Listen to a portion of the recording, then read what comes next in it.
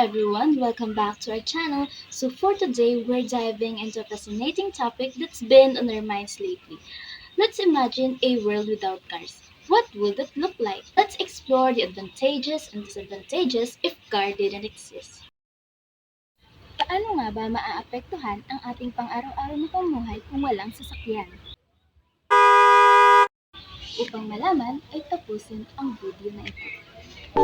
Sa larangan ng transportasyon, mararanasan natin ang paglago ng iba't ibang alternatibong paraan ng pagbiyahe tulad ng biking, walking at mas marami pang iba. Sa larangan ng kalikasan, dahil walang carbon emissions mula sa sasakyan, magkakaroon tayo ng mas malinis na hangin at makakatulong ito upang maiwasan ang climate change.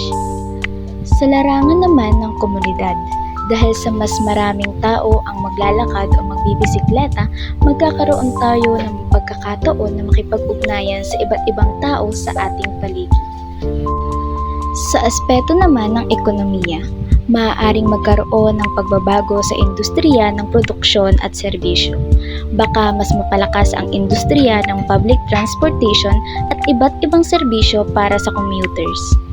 So ayun guys, ngayon naman ay aming ipapakita kung ano nga ba ang mga advantages and disadvantages kung hindi na-imbento ang mga sasakyan.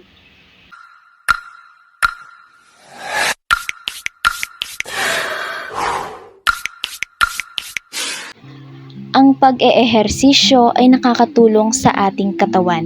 Pinapakita sa video na ito na napipilitan ang mga tao na gamitin ang kanilang mga paa upang makarating sa karoroonan.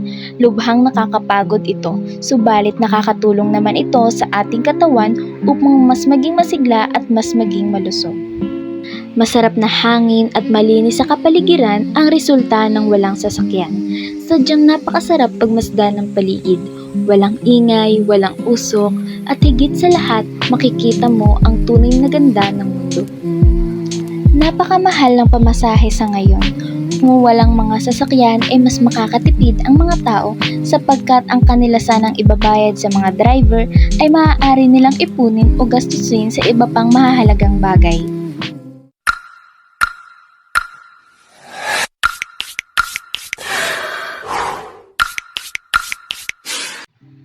Isang halimbawa nito ay ang sitwasyon kung saan ang pagiging walang sasakyan ay nagdudulot ng trahedya sa isang pamilya.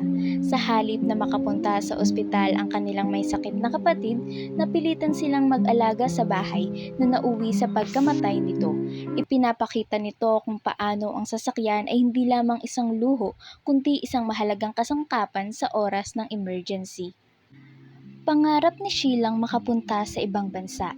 Ngunit dahil sa kalayuan nito at kawalan ng transportasyon ay nananatili pa rin itong pangarap hanggang ngayon.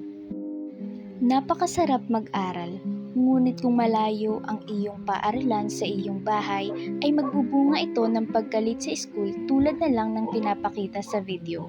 Dahil walang sasakyan, wala siyang pagpipilian kung hindi maglakad.